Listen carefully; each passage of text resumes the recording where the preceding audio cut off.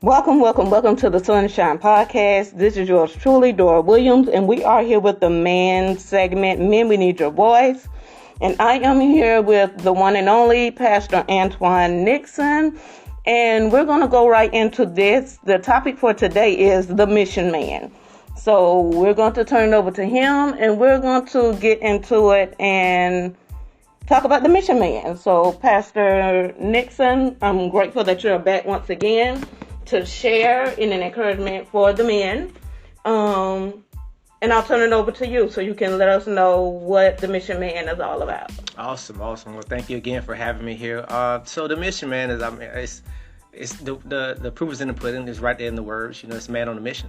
Mm-hmm. But also, what is your mission is the most important thing. Mm-hmm. We all have a mission, mm-hmm. but lining up with that mission is what's most important. I think once we have that mindset and you know what it is that you're called to do, or what is your mission to do, mm-hmm. then that consumes your life. Mm-hmm. And so for me, mission man is just knowing who you are and what you're called to do. Mm-hmm. So how do a man know what he's called to do? How do he figure out his purpose in life? Oh, you definitely got to know your creator. You definitely have to know your creator. So two things come to mind, two different individuals, and they come from two different perspectives about mission man. So in the book of Isaiah, it says that God said, "Who shall go for us, and who shall we send?" Mm-hmm. Isaiah raises his hand, so to speak, and says, "Send me, I'll go." Mm-hmm. So the question was, who shall go for us? Mm-hmm. Isaiah was one going for God. Mm-hmm. And then there's John. And the Bible says that John was a man sent from God. Mm-hmm. So he has his purpose already. One person raises his hand because he knows, okay, this is my time, which is Isaiah. And then there's John, who was just straight from God with the plan. Mm-hmm. For myself, I think I fit more so in the role of Isaiah. Mm-hmm. I recall in 2020, when the world kind of stopped with the pandemic, mm-hmm. I asked God, how could I be better and how could the church be better? So I was asking for my mission, mm-hmm. And asking for my purpose. Mm-hmm. And I believe God was saying, who can we send? Who can we go and make an impact here? Mm-hmm. And so I aligned with that, with God right there. And he gave me my purpose and my mission, which is the things that I'm doing now. Started my nonprofit in the pandemic, mm-hmm. Started church outside in the pandemic. Mm-hmm. And so I played the role of Isaiah. I literally raised my hand. And so my mission now drives me. Mm-hmm. It is the motivation. I don't need motivation for the mission. The mission is the motivation itself. So you have the mission and the message, mm-hmm. And so I'm just the messenger, mm-hmm. going out there. And so that's kind of where that comes from. Either way, you got to find your purpose. But once you find that, then you just got to go out there and live it. You mm-hmm. walk it out. And so my whole goal now is just walking it out with no excuses. Mm-hmm. That's good. So the question would arise then, since you use those two as an example, are you a Isaiah or are you a John? I think I'm a little bit of both. Mm-hmm. I'm a little of both, because from John's role, I'm the one that's not really dressy and paid attention to. I'm just kind of out there doing what I'm supposed to do. Mm-hmm. I'd be the weird one. Mm-hmm. That's John. That would be me. And mm-hmm. then as far as for Isaiah, I'm definitely focused. Mm-hmm. You don't raise your hand unless you have an answer. Wow. And so I raise my hand. That means I'm raising my voice. Mm-hmm. And so when God looked down, I thought that was a very a colloquial conversation that was going on, right? Mm-hmm. Because it was God in the Godhead. Mm-hmm. And he simply says, who shall go for us and who shall we send for mm-hmm. us? And Isaiah raises it. I'm wondering, how did he hear that conversation? Mm. How did he hear that? Wow. Unless God was speaking in his consciousness. Mm-hmm. And he raised his hand and said, send me, I'll go. But mm-hmm. the thing that I align with Isaiah and about his testimony is that Isaiah noted that he was a sinful man amongst a sinful generation. Mm-hmm. So he included himself in that generation, but he stood out from the generation. Mm-hmm. And so for me, I'm the same. I include myself in this generation, mm-hmm. but I know I stand out from the generation. Mm-hmm. So the message is to the generation. Mm-hmm. His message was simply, I'm sending you to a people who would see and not perceive and hear and not understand. Mm-hmm. That means he stood out. How is it that he heard the message and perceived the message, mm-hmm. and he's one of the same people who are not going to perceive it and not hear it. It just tells me he was doing something different. He was already going a different route from the inner circle so that he could actually align with that voice of God when God spoke to him. So the mission is, am I in place to hear the mission when it's given out? Wow. Can I hear God when he speaks? Or do I have too much going on in my life that I cannot hear him? Wow. Isaiah had to be in some type of place in life that he was considered himself the same as the people he's rolling with, but yet and still he was able to hear God's voice asking for, who can we send in this generation? Can you imagine this? Let's just picture for a second that God is looking down on earth saying, who down there would be about our mission? Who on earth is thinking heavenly? You know, whose mind is thinking vertical? That's what I get from Isaiah, is that he is amongst the same crowd, people doing the things that he used to do or loved to do, and he sees everything, but he stands apart from it. And so I would align more so with that, about it's important that you stand apart from things. You know, it's kind of hard to know what's going on if you're in the same box as everybody else. Right. But once you get out of that box, you see things differently, and then you have your mission, and then you just go about that. Wow, this is good. I love what you said. I'm just right now. You raise your hand because you have an answer. That was just powerful in itself. Cause most times we, like you say in the other segment, we're up asking questions, but won't find a solution. And most times we already have it. We're just not acting upon it. Exactly. So that's real good. The things that we're looking for are probably already in us, or more likely they are. You know, but we don't do a good enough job of discovering. So the things that I'm doing now, I'm not doing anything new. It was already there for me to do. But some things God gives you, some things you got to ask for. This is something I had to actually ask for. But I only asked for it because I was put in a transitional place. When the pandemic hit, I saw everything going on around me, and I simply wanted to learn from it. I did not want to lose the lesson. And so in wanting to learn from it, I asked God the question. And he gave me the answer. Now imagine if I don't ask it. Right. I don't have a mission yet. But this is actually what I'm supposed to be doing. But because I had already separated myself years prior so that I could align with the question, that's why I could hear the answer. And so just like in school, you know, when you raise your hand, you either got a question or you got an answer. Right. One or the other. And so I raised my hand because I had an answer. I felt like I had that. But I needed to ask God the question, like, what is the mission? And when he relayed that down, I was like, send me. You know, I'll go. You know, it wasn't something I talked with a bunch of people about or that I even had any prior thoughts about. I was just looking at everything from surface value, like looking at what was going on around me. And I wanted to do something about it. Whereas people was probably still trying to figure out and all these things. And, you know, the world was probably in a very selfish place and things like that. And I think the turn was to get us more so in a compassionate place, or more something compassionate for others. So when I think about it from that perspective, I think about what the experience that Neil Armstrong had when he stepped on the moon in 1969. He said, one small step for man, one giant leap for mankind. So for me, when I asked that question, I was taking the giant leap. Whereas we're kind of naturally born about self and wanting to do for self.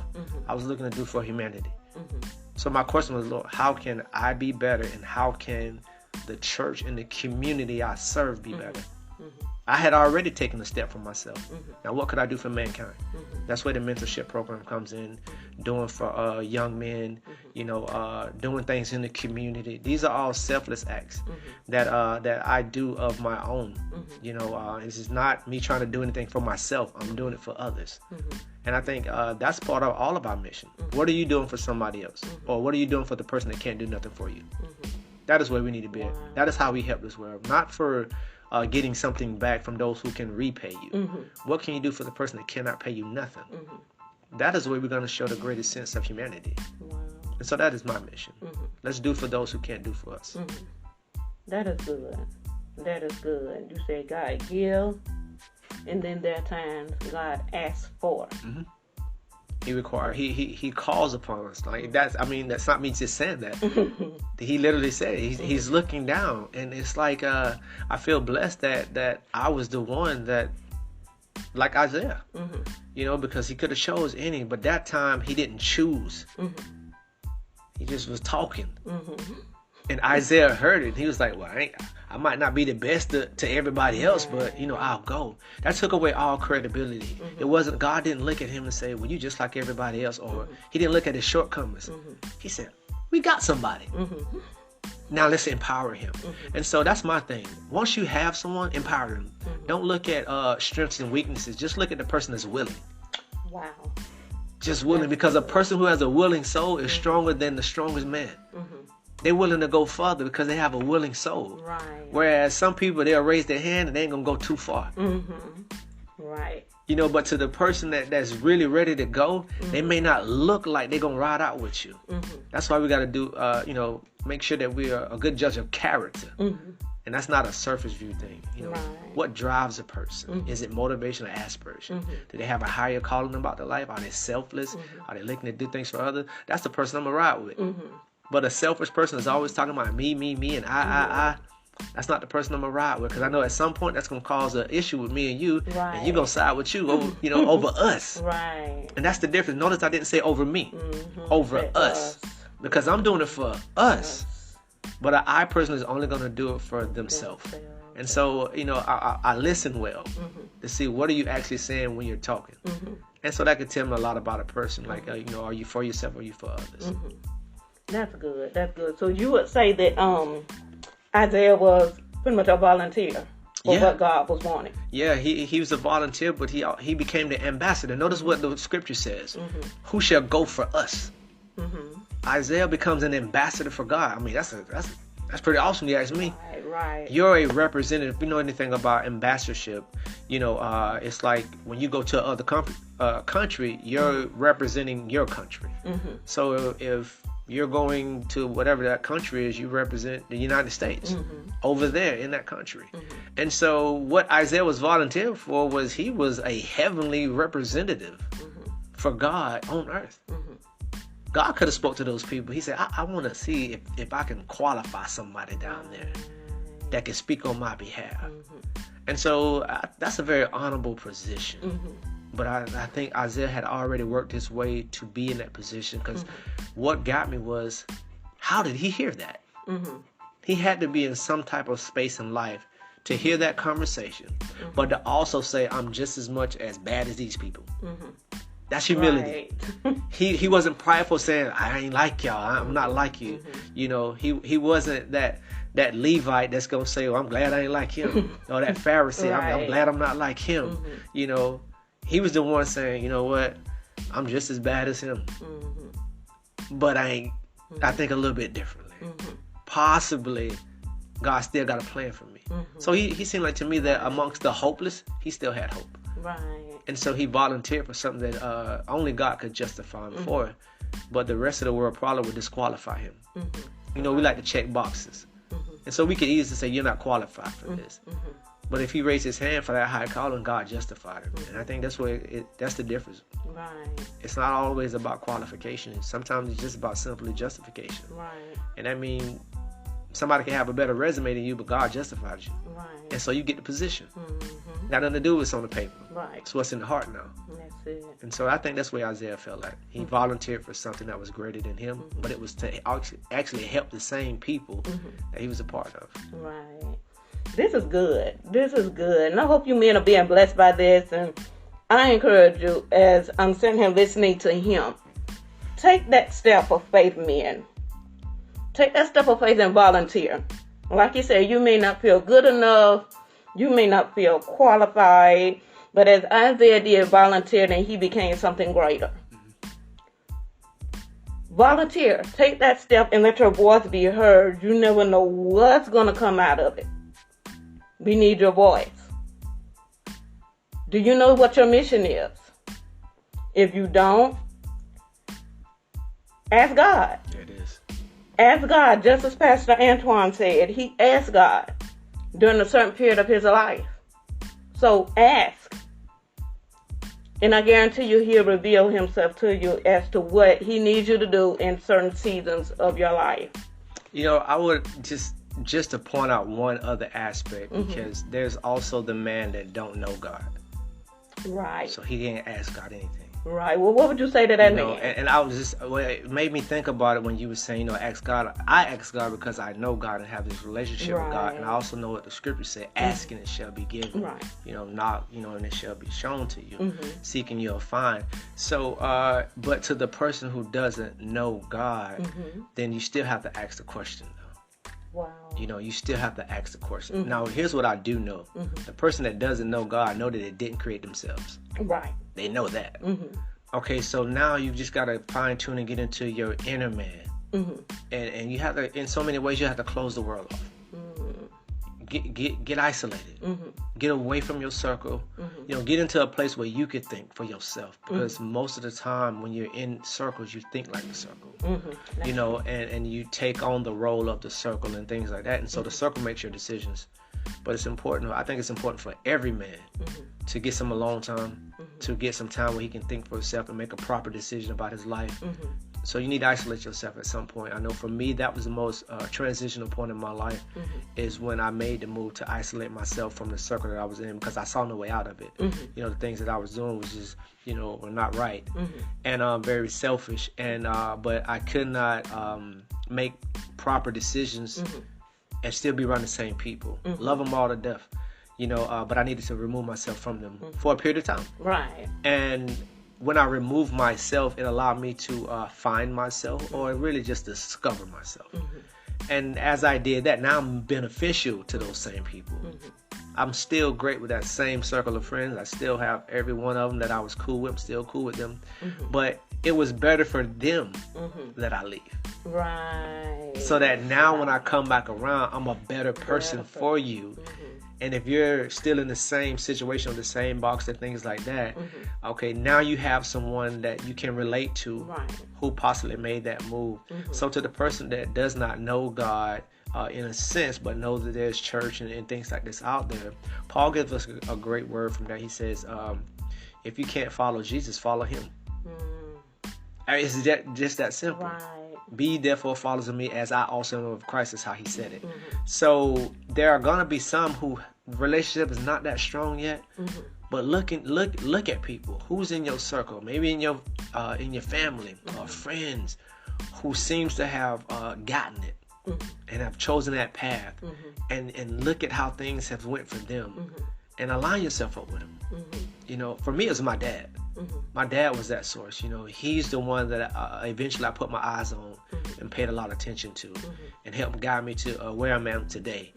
And but it doesn't have to be, they just happen to be my dad for me, but it could be I'm that person for somebody else.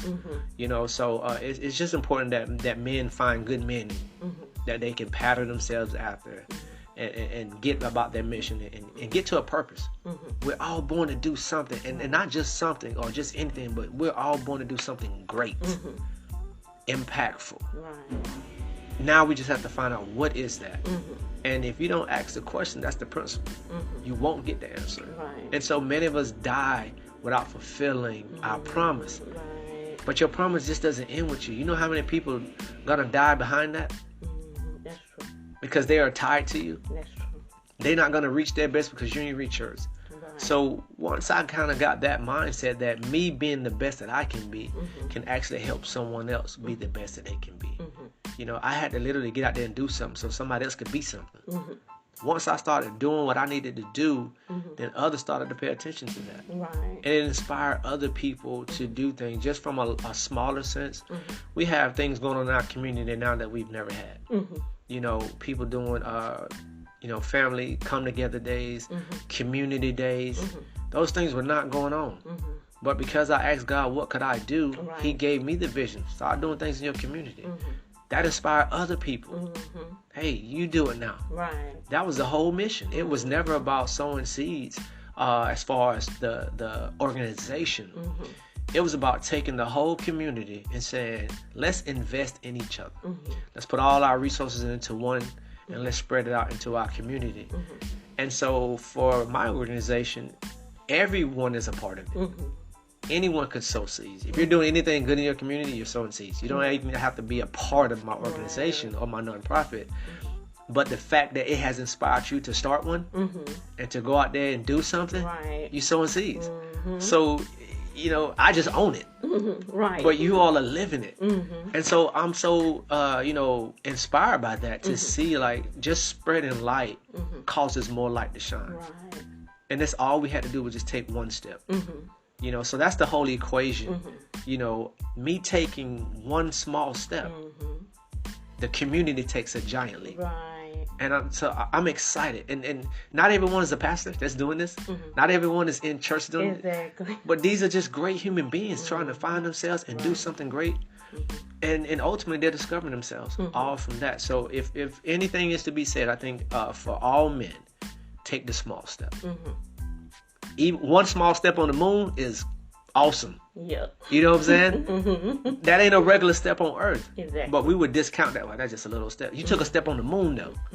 Your next step was for humanity. Right. And so my first step was for me. The second one was for humanity. And I'm seeing the fruits of that. So, but anyone can do that. So our encouragement to get out there.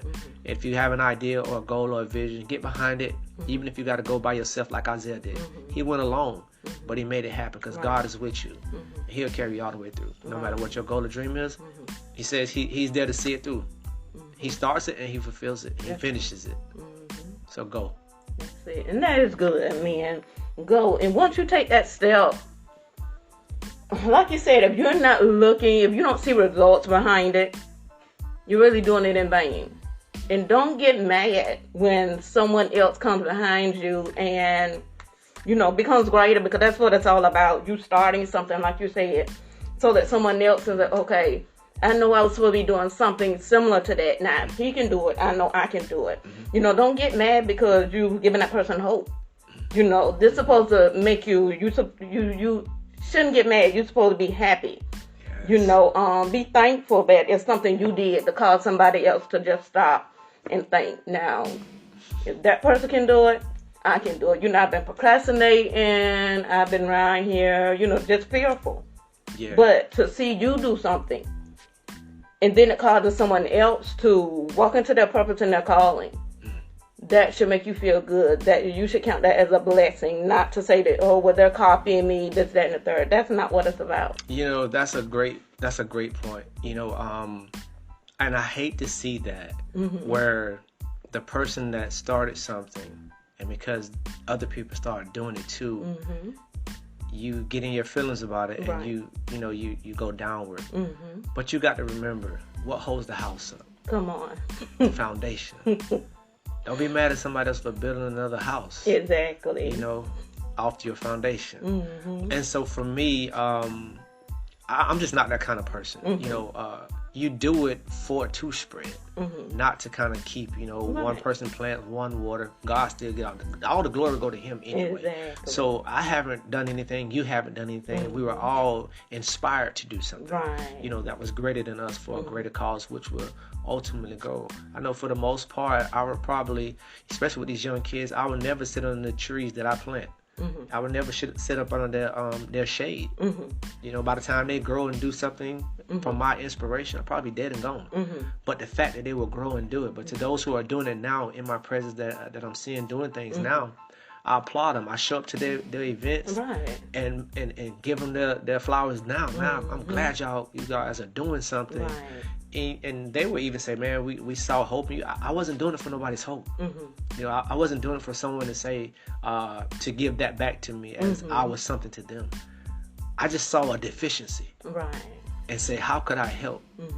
And then by me just plugging the small hole in that deficiency, shows someone else. So some of us are motivated by darkness and some are motivated by light. I was motivated by the darkness. Where others are motivated by my light. And so they're inspired to move off of the light. I was inspired to move because I saw too much darkness. Right. That's but good. Either way, long as the job gets done, come on, that's it. We both play a role. Like, how can the planter be mad at the one watering? Exactly. You got a job to do, just do that. But you'll find that some people want all the credit and some of us want no credit.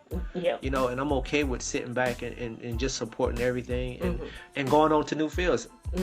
Maybe you start something and then somebody carries on. Right. And then you move in other directions. You know what I'm saying? Because there's always things for us to do. Right. But I hate when people look at that and just feel like what has someone copied? It says nothing new in the sun. Exactly. I copied somebody and I ain't even copied nobody. Right. it was the idea that somebody else had. Somebody else is doing what I'm doing across the world somewhere. Yeah, that's true. You know that? Like, literally, just to give you a case of that, my friend Shauna sent me something up in Tennessee. He was on the highway, and there was a van that said Church Without Walls in Tennessee. And I'm in Folkestone doing church outside the walls. And I'm like, see, that just tells you. Right. People got mindsets, and they're similar thinking, but why would I be mad? I'm just glad somebody else is thinking outside the box and trying to do something. And for me, it was confirmation and affirmation of what you're doing instead of being mad that, oh man, somebody else. No, it's too much of that. That's what destroys us. That's what divides us. But when we celebrate each other, and therefore your accomplishments, that brings us together. And so for me, it's all about, let's celebrate people that do anything. Right. Because before we wasn't doing nothing. Nothing at all. Not a thing. Nothing. But this is good, and I am grateful to be sitting here listening to this. Men, find your mission, and let's get to work. Yes. Let's get to work. Let's be an inspiration. Separate yourself if you have to. Isolate yourself if you have to. Find out what it is that you need to be doing, and get to work. Get to work. Anything else you have to say? To the men, just go. There it is. Go. Don't think, go. All right, you have it. He said it, though, that 2-letter word. Men, go. That's it.